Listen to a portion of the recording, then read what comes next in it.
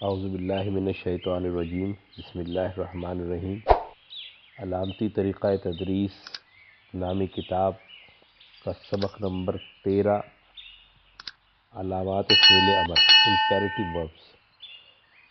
اس حوالے سے جو ہے وہ کچھ باتیں ہیں جو میں آپ کے سامنے رکھنا چاہتا ہوں۔ ابھی تک جو ہم نے دو سبق 12 اور 11 ان میں بھی ہم نے فعل امر پڑھا تھا، تو وہاں ہم نے ایک بات جو مشترک دیکھی وہ یہ ہے کہ اگر لفظ کے پہلے شروع میں الف آئے، چاہے اس پر پیش ہو یا اس کے نیچے زیر ہو، تو اس الف کے بعد دوسرے حرف یا آخری حرف، ان دونوں میں سے کسی پر ساکن ہو تو عموماً جو ہے یہ امر کی علامت ہوتی ہے۔ اور امر میں نے آپ کو بتایا تھا کہ بنیادی چیز جو ہے وہ علامت نہیں بلکہ وہ جھٹکا ہے، جو ہم اردو میں بھی کہتے ہیں کہ لکھ، پڑھ، چل، دیکھ، ہر چیز کو ہم ایک وہ کرتے ہیں نا۔ اسی طرح انگلش میں کہتے ہیں گو، یعنی وہ لفظ بھی ایک ہی بول کے جو ہے وہ ہم اس میں ایک جو ہے وہ حکم کا جو ہے وہ لگاتے ہیں، سلیپ، ایٹ۔ تو یہ جو ہے وہ امر کا ایک مزاج ہوتا ہے کہ ہم کوئی حکم دیتے ہیں تو ہمارے الفاظ میں اور ہمارے لہجے میں اور ہمارے انداز میں جو ہے نا وہ ایک جھٹکا ہوتا ہے، ایک زور ہوتا ہے جس سے جو امر بنتا ہے۔ اچھا، دوسری بات بڑی اہم ہے، وہ یہ ہے کہ جمع، یعنی آپ نے ایک کو حکم دیا یا ساروں کو حکم دیا، تو جمع کے کم و بیش جتنے، یعنی 90% جو الفاظ ہیں، جو ہمارے جو افعال ہیں، اس کے اندر آخر میں واو الف آتا ہے، ٹھیک ہے نا۔ تو بڑی آسان پہچان ہے۔ اچھا، واو الف جو ہے وہ ماضی میں بھی آتا ہے۔ ہم نے بتایا تھا کہ اگر آخر میں الف کی علامت ہو، اس کا مطلب یہ ہوتا ہے وہ سب، زبر ہو تو وہ ایک، اور جمع ہو تو ماضی میں وہ سب واو الف۔ تو یہاں واو الف کے لیے بڑی آسانی ہے کہ اگر شروع میں الف ہو اور آخر میں واو الف ہو تو یہ بڑی واضح پہچان ہے کہ یہ امر ہے، یعنی شروع میں الف اور آخر میں واو الف دونوں ہوں۔ اچھا، جبکہ ماضی کا خالی صیغہ جو امر نہیں ہوگا، سادہ ہوگا، تو اس میں آخر میں واو الف تو ہوگا لیکن شروع میں الف جو ہے وہ الا ماشاءاللہ جو ہے کہیں ہو تو ہو، نہیں ہوتا ویسے نا۔ تو یہ جو ہے وہ امر کا ہو گیا کہ شروع میں الف آ گیا، آخر میں واو الف آ گیا، تو آپ فوراً سمجھیں کہ جمع کا معاملہ ہے۔ اور اگر شروع میں الف آ گیا اور آخر پر یا الف کے فوراً بعد کے اوپر اگر ساکن ہو گیا تو پھر یہ جو ہے یہ بھی حکم کا ہو گیا ایک واحد کے لیے۔ اچھا، پھر اسی طرح امر میں جو ہے وہ ایک تیسری شکل جو ابھی ہم پڑھ رہے ہیں وہ یہ ہے کہ اس میں الف نہیں آتا شروع میں، ٹھیک ہے نا۔ جمع میں تو سب میں واو الف اسی طرح آئے گا، ٹھیک ہے نا۔ تو ہم نے اگر دیکھا ہے کہ واو الف آخر کے اندر موجود ہے تو اس میں امکان ہے کہ یہ جو ہے یہ امر کا صیغہ ہے، شروع میں الف نہیں ہے۔ لیکن جو ہمارے واحد کے صیغے ہیں اس میں تفصیل لکھی ہوئی ہے کہ اگر فعل مضارع کی جو علامت تا ہے اس کو ہٹانے کے بعد پہلا حرف یا دوسرا حرف یا تیسرا حرف، ان تینوں میں سے کوئی حرف جو ہے وہ حرف علت ہو، یعنی علت کہتے ہیں بیماری کو، جو الفاظ کو تھوڑا سا کمزور کر دیتے ہیں، وہ کیا ہے؟ وہ واو ہے، وہ الف ہے اور یا ہے۔ تو اس کا جو ہے وہ ایک طریقہ ہم نے اس میں بتایا کہ اس میں جو ہے وہ ہم نے علامت کو ہٹا دیا، جو تے کی علامت ہے، اور جو حرف علت ہے اس کو بھی ہٹا دیا۔ مثال کے تقولو سے جو ہے وہ ہم نے تے کو بھی ہٹا دیا، واو کو ہٹا دیا اور قل بن گیا، ٹھیک ہے نا۔ پھر تاخذو میں جو ہے وہ تے کے بعد الف آ رہا ہے تو ہم نے تے کو بھی ہٹا دیا اور الف کو بھی ہٹا دیا تو صرف خذ نکل آیا، اور اس کو ہم نے ساکن دے کے جھٹکا دے دیا، ٹھیک ہے نا۔ تو پھر اس میں جو ہے وہ آگے بھی اسی کا طریقہ ہے، لیکن اس کے جو امر بنتے ہیں وہ بھی دو حرفی ہیں۔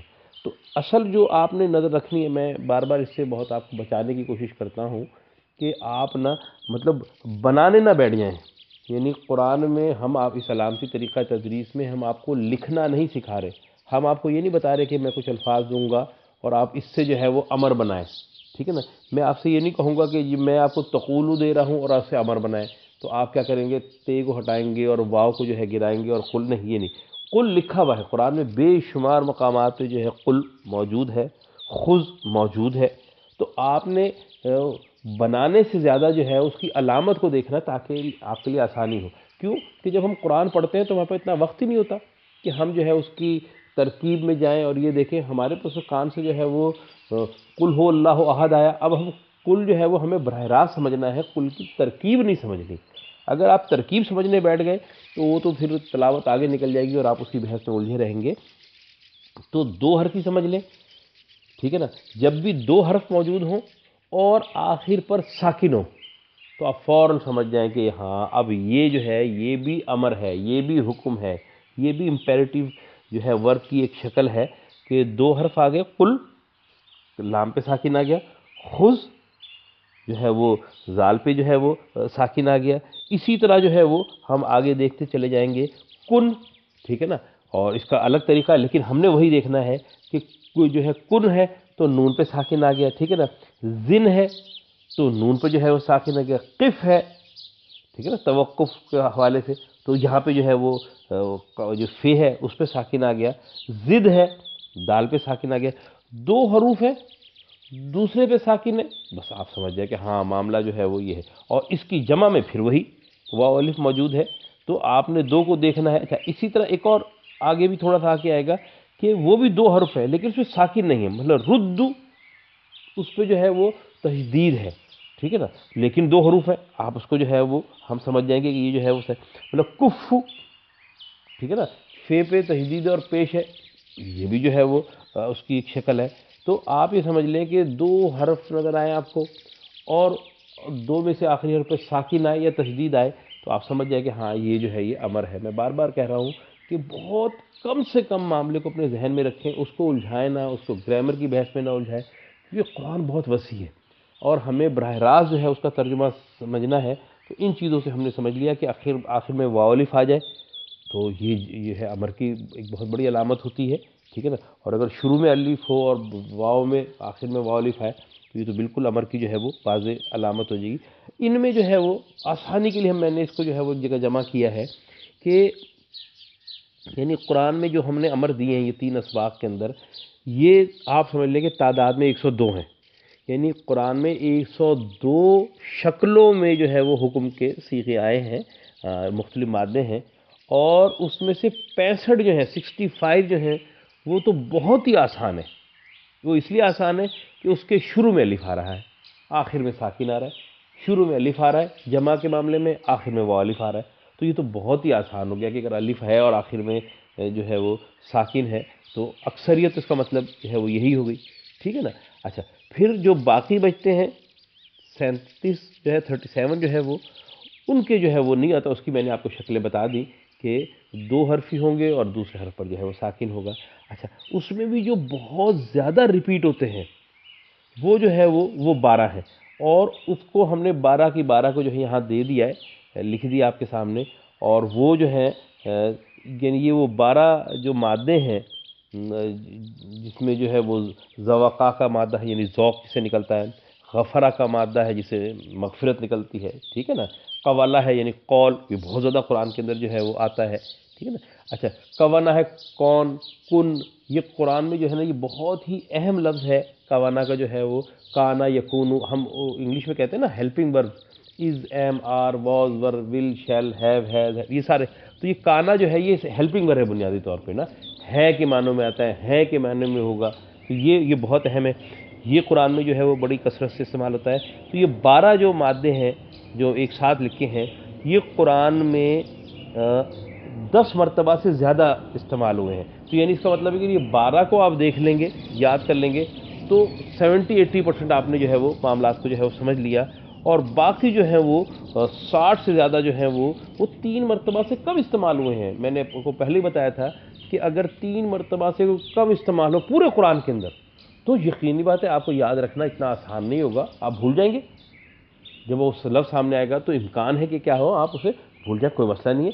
اس کو ہم ایک تو کتاب آپ کے پاس موجود ہے، ٹھیک ہے نا، اس وقت سمجھ نہیں آیا آپ نے کتاب کھولی، اس میں تمام جو ہے وہ اہم کیا تمام کی تمام مادے جو ہے اس میں موجود ہیں امر کے حوالے سے. آپ نے اس کا مادہ دیکھا، اس لفظ کو دیکھا، اس میں سے نکال لیا ایز اٹ از شکل میں جو یہاں موجود ہے، ٹھیک ہے نا، وہ کر لیا. اصل چیز جو ہے تکرار ہے، بار بار تکرار سے جو ہے وہ یاد ہوگا. ہمارے ہاں ایک وکیبلری کرانے کا ایک طریقہ یہ ہے کہ الفاظ معنی رٹوائے جاتے ہیں، اور مجھ سے بھی کہا جاتا ہے کہ جی ہم روزانہ 5 معنی یاد کر لیں، 10 معنی یاد کر لیں. ساری زندگی کبھی یاد نہیں ہوگا آپ کو یاد ہوگا، آپ کوشش کر کے دیکھ لیجئے. یہ جو ہمارے ہاں یاد اور رٹنے کا تصور ہے نا، بالکل کوئی طریقہ اس کا موجود نہیں ہے. یعنی جیسے آپ دیوار کے اوپر جو ہے وہ چونا کرتے ہیں اور آپ ایک ساتھ جو ہے نا 15 مرتبہ اس پہ کوٹ لگانا شروع کر دیں، ایک دفعہ لگائیں پھر گلے پہ ایک اور دفعہ لگائیں تو ایک ہی کہلائے گا. لیکن اگر ایک دفعہ لگانے کے بعد اس کو چھوڑ دیں گے، خوش ہو جائے گا، اور پھر اگلے دن دوبارہ ایک لگائیں گے تو وہ دوسرا کوٹ کہلائے گا. اسی طرح قرآن کا معاملہ یہ ہے کہ یہ جو الفاظ ہیں، جو ویکیبلری جنہیں ہم کہتے ہیں، یہ رٹنے سے کبھی نہیں ہوگا. لوگ رٹ رہے ہوتے ہیں، وہ ہفتے بعد پھر بھول جاتے ہیں، مہینے بعد بھول جاتے. آپ لوگوں میں سے بہت سارے لوگوں نے کورسز کیے ہوں گے، بھول جاتے ہیں. نہیں، اصل میں قرآن کی تکرار ہوگی، آپ کو وہ لفظ یاد ہوگا، پھر جب آپ 15 دن کے بعد پہنچیں گے تو پھر وہ لفظ بھول چکا ہوگا، پھر آپ کا ذہن کوشش کرے گا، پھر اس کو یاد کرے گا، پھر ہفتے 15 دن کے بعد آپ پہنچیں گے تو پھر یاد ہو، اب وہ آہستہ آہستہ اپنی جگہ بنانا شروع کرے گا. تو وہ تکرار جو ہے، اور تکرار بھی مختلف شکلوں میں، یعنی کہیں علم آ جائے گا، کہیں معلوم آ جائے گا، کہیں علامت آ جائے گا، یہ مختلف شکلوں میں جائے گا نا، پھر آپ کا ذہن جو ہے اس کی شکل کو رہے گا. ٹھیک ہے نا. دوسرا ایک بات یہ بڑی اہم ہوتی ہے کہ کوئی لفظ نہیں سمجھ میں آتا تو تمام زبانوں کا قاعدہ ہے کہ اس کے اگلے اور پچھلے لفظ کو دیکھتے ہوئے ہم اس کے معنی جو ہے وہ متعین کرتے ہیں. تو جب آپ اس کے اگلے پچھلے کو دیکھیں گے اور اس کا کوئی اور معنی آپ لینا چاہیں گے تو فٹ ہی نہیں بیٹھے گا. یعنی اگر کسی جگہ پر کوئی امر کا صیغہ ہے، حکم دیا جا رہا ہے، اور آپ اس کو واو الف کی وجہ سے ماضی میں لے کر آ رہے ہوں گے تو آپ دیکھیں گے وہ ترجمہ ہی نہیں ہوگا. تو اس میں بھی پریشان ہونے کی ضرورت نہیں ہے کہ جب یہ الفاظ اپنے مقام پر آئیں گے تو وہ مقام جو ہے وہ آپ کو ترجمہ کرنے میں مدد دے گا، وہ مقام دے گا آپ کو ترجمے میں. کہ وہ جب آپ دوسری چیز لائیں گے وہ بیٹھے گا ہی نہیں سرے سے. یہ انشاءاللہ جب آپ تجربہ کریں گے تو آپ کو اندازہ ہوگا. اور تیسری بات، یہ اللہ کا کلام ہے، اللہ اس میں جو ہے وہ آسانی جو ہے وہ پیدا کرتا ہے.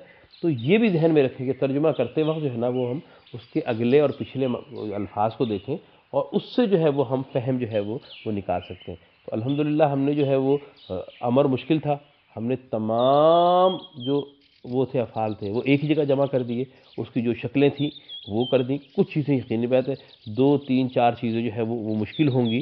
اور بعض اوقات ایسا ہوتا ہے کہ امر کے اندر جو ہے وہ یعنی جمع کا صیغہ بھی ہوتا ہے اور شروع میں واو الف بھی آتا ہے، تو وہ جو ہے وہ تھوڑا سا یہ 3 4 جو ہے وہ صیغے ہیں یہ آخر کے اندر یہ ذرا سے مشکل ہے کہ اس کے اندر الف تو موجود ہے حرف علت، لیکن وہ امر میں بھی اسی طرح جو ہے وہ موجود ہوتا ہے. کوئی مسئلہ نہیں ہے، چند چیزیں ہیں، اگر نہیں بھی یاد آئیں گی، نہیں بھی ہمیں وہ ہوگا تو ہم انشاءاللہ اس کتاب کو کھولیں گے اور اس میں سے جو ہے وہ دیکھ لیں گے. اللہ تعالیٰ سے دعا ہے کہ اللہ تعالیٰ ہمیں یہ ایک مشکل سبق تھا، ایک بڑا اہم سبق تھا، اور انشاءاللہ ہم نے کیا ہے اس کو. اللہ تعالیٰ ہمارے لیے آسانیاں پیدا فرمائے، اس قرآن کو ہمارے لیے آسان کر دے، اس کا سمجھنا ہمارے لیے آسان کر دے، اس کو ہمارا رزق بنا دے، اور اے اللہ اس کے ذریعے سے ہمیں ہدایت عطا فرما. السلام علیکم ورحمۃ اللہ وبرکاتہ.